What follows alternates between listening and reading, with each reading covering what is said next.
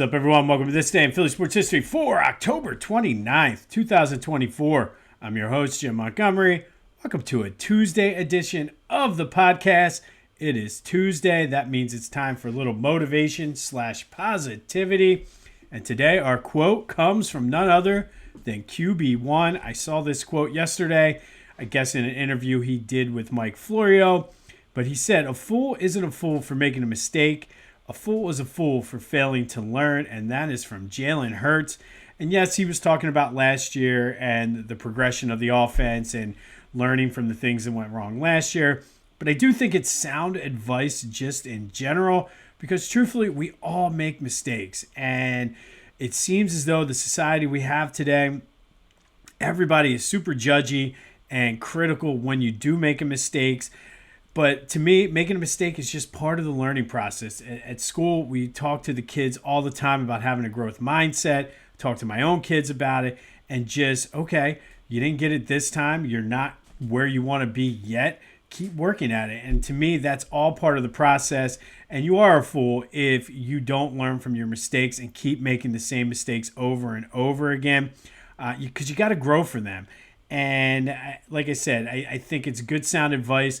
Obviously for sports, specifically with where the Eagles are right now, but just life in general, no matter what you're doing, whether it's you're on a diet and you have a cheat day or you're working out and you skip a day for whatever reason, that's all right. Get back on, learn what caused you to cheat on your diet or miss that day. If you make a mistake at work, learn from that, get better at it, whatever it is. I mean, God only knows. I've made a ton of mistakes in my life, but the key is learning from them and not making the same mistakes. So as Jalen said, a fool isn't a fool for making a mistake.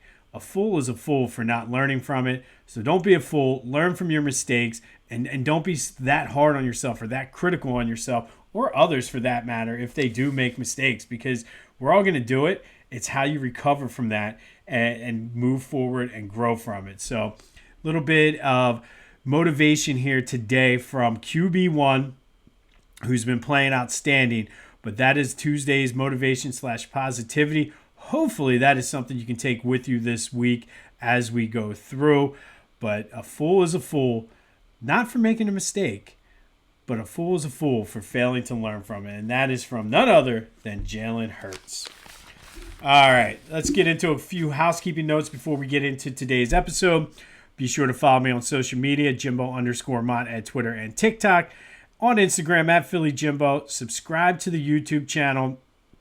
Leave a comment there. Let's outsmart the algorithm and spread the word.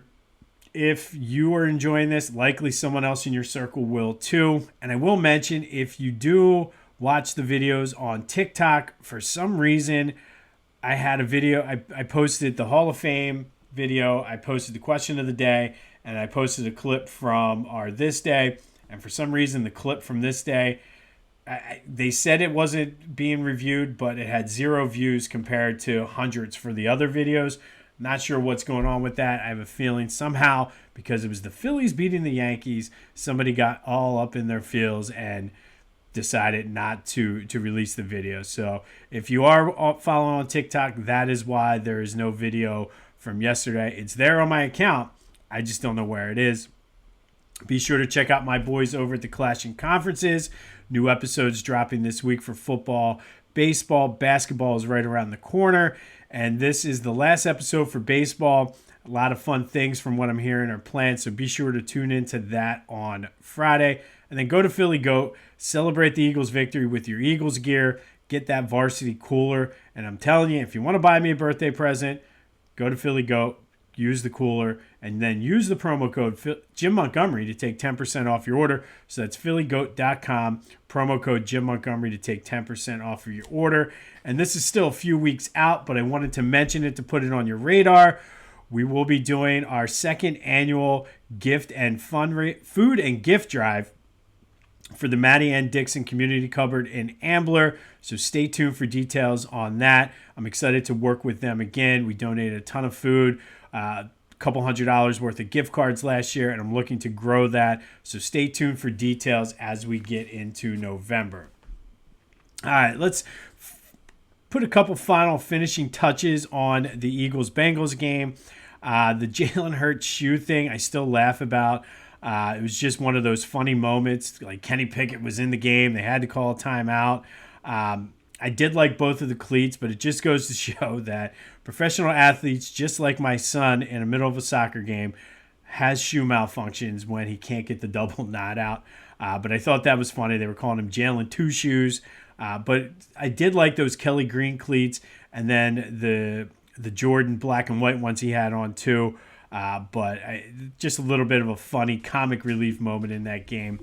To the real stuff, though, I think, and I didn't really mention this yesterday, but I mentioned it a couple times on text chains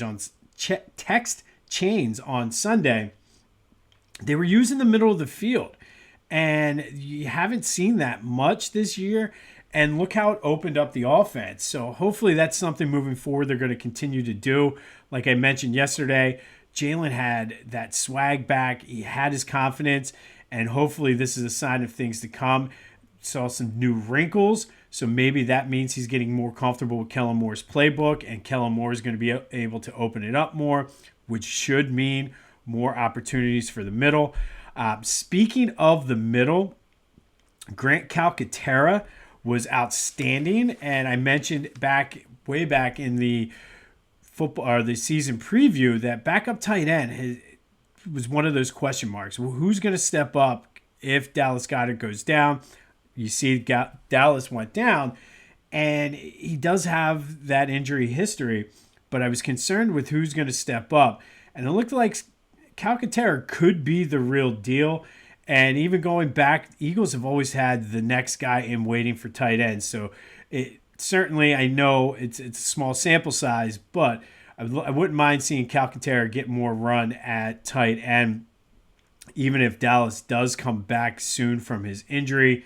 But I mentioned you went from Chad Lewis to L.J. Smith to, why can't I think of his name? Brent Selleck to Zach Ertz, then to Dallas Goedert, and now is Grant Calcaterra the next guy to step up in the Eagles tight end lineage. I think he has a chance to, but he played very, very well. Couple key stats. This was the first time since 1953 that the Eagles had 2 straight road wins consecutively of 20 points or more. That's pretty impressive. That's a long time. They beat Chicago Cardinals and the Pittsburgh Steelers back in 1953. So 71 years since they've done that. Quinyon Mitchell, I think he's kind of been going under the radar, and it's a shame because he's going under the radar, I think, because he's playing so well. I was looking at some of the numbers that people were posting yesterday, and he's not giving up a lot of catches, a lot of yards, no touchdowns yet. He's having a very, very good season. To me, should be in the running for Defensive Rookie of the Year.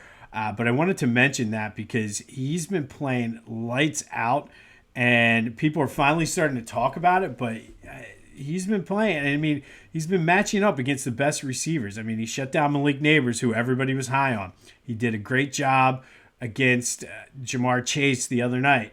He did a very good job in Cleveland. I believe that was still when, why can't I think? Amari Cooper was still there.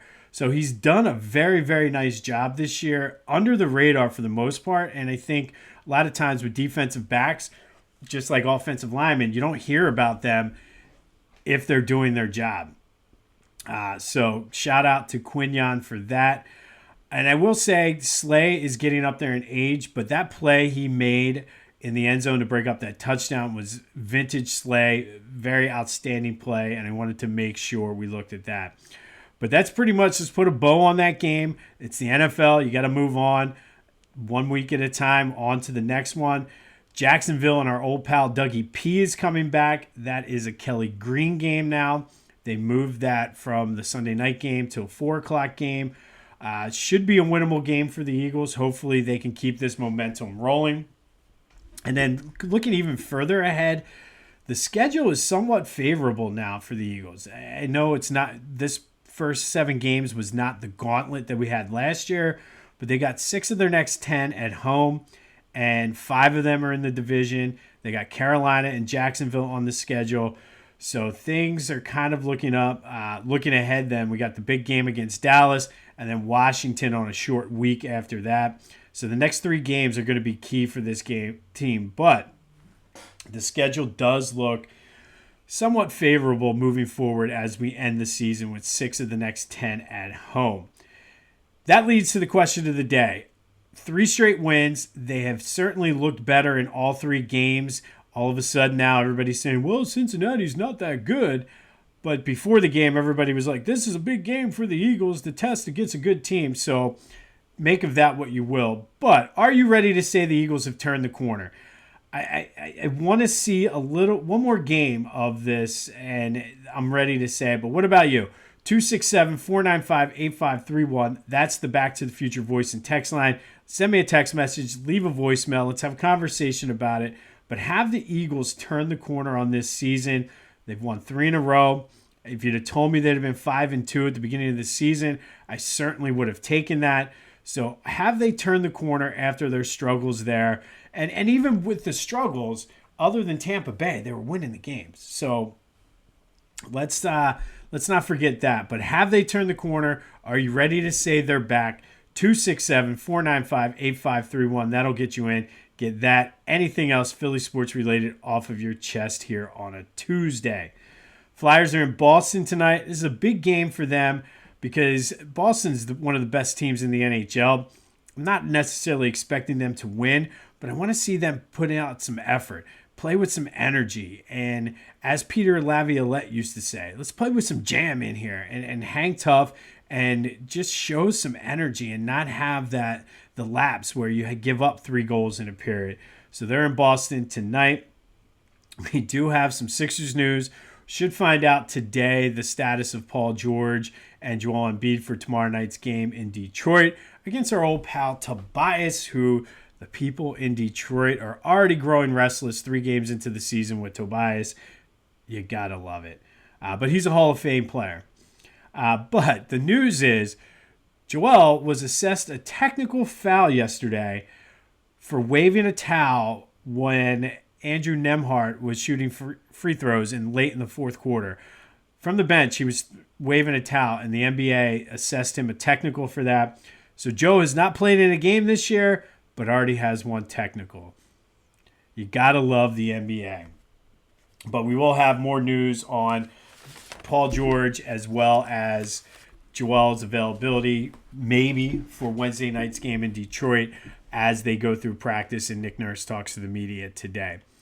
All right, today, before we get into this day, I would be remiss if I did not mention this. We talked a lot about it earlier in the month when we talked about our Red October spotlight. But on this day in 2008, the Phillies won their 2nd World Series title in franchise history when they beat the Rays in Game 5. If you remember, it was a short 3-inning sprint after the day rain delay and everything. So many action-packed plays packed into that 3 innings. You had Greg Dobbs' double. You had Pat Burrell's double. You had the Chase Utley fake throw. So on this day, back in 2008, we were celebrating the World Series, and that is not our focus on this day because we talked so much about it in October. But I had to mention that on this day in 2008, the Phillies became world champions, and as Chase Utley said, world effing champions. But today, we're going to go back to 1989, and on this day in 1989, the Eagles beat the Denver Broncos at Mile High Stadium 28-24. It was their 4th straight win. They moved to 6-2 on the year. And if you know anything about those teams from the Buddy Ryan era, one of the things they lacked was a running game other than Randall Cunningham. The running backs struggled, whether it was Keith Byers, Andrew Toney, Michael Haddix, Robert Drummond, any of those guys, they all seemed to struggle. They showed flashes here or there, but overall it was not a good running game. Denver came into this game with the number 4 overall defense. The Eagles jumped out to an early 14-0 lead thanks to their running game. They used the running game. I remember watching this game being like, oh my God, we have because back then the NFL was different. So for me, I was like, wow, we have a running game. They had 143 rushing yards on those first two drives.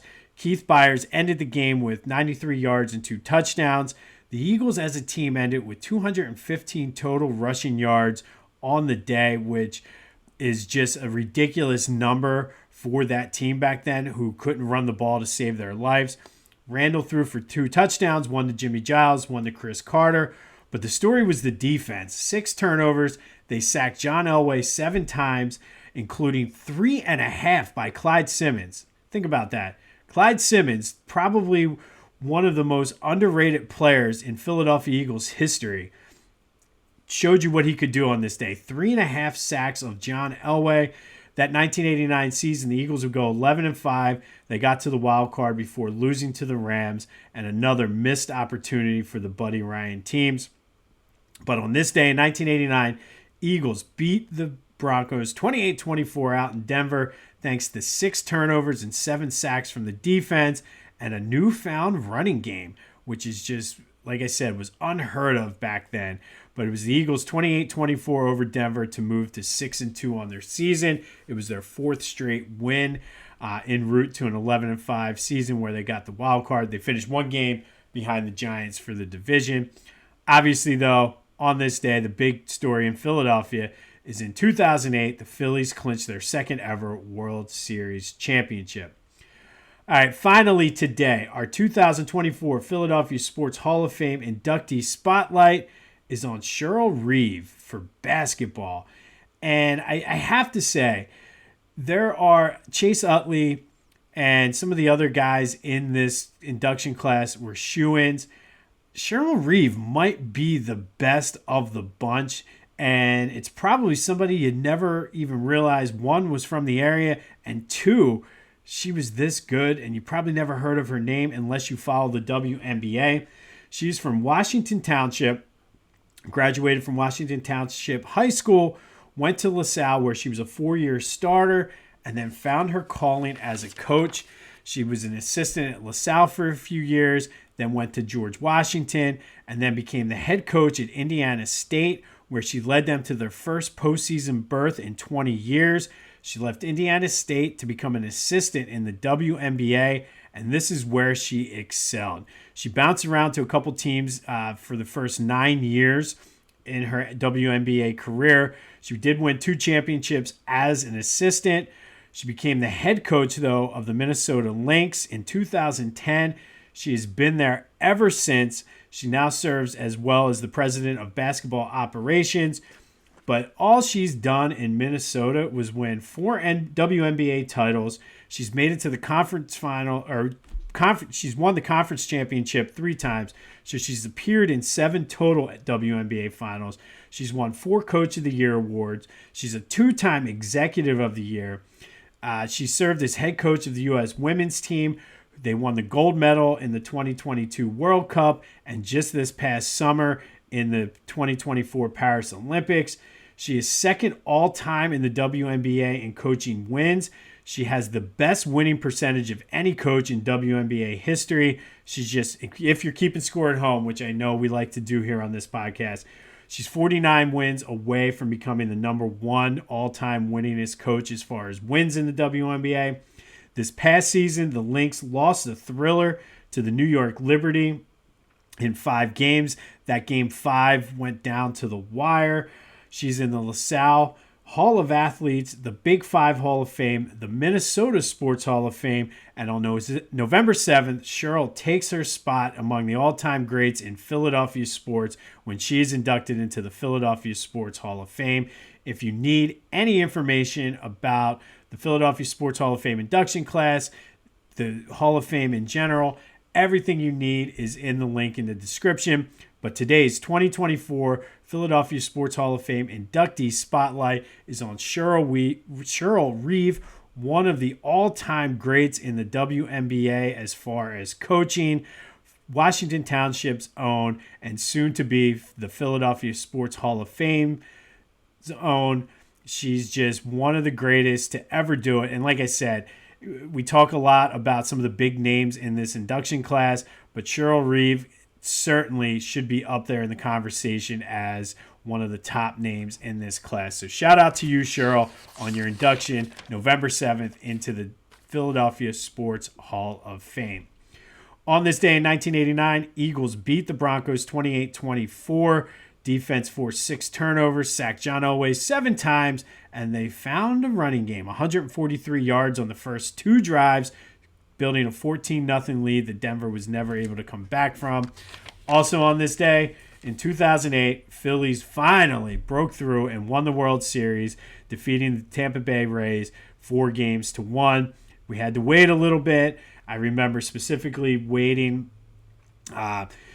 all day on the 30th after I got done work, trying to find the hat. I must have gone to 2 or 3 different Dick's. Modell's was still open at the time. I went to a couple different Modell's before I finally came back as the truck was being unloaded at the Dick's in Plymouth Meeting.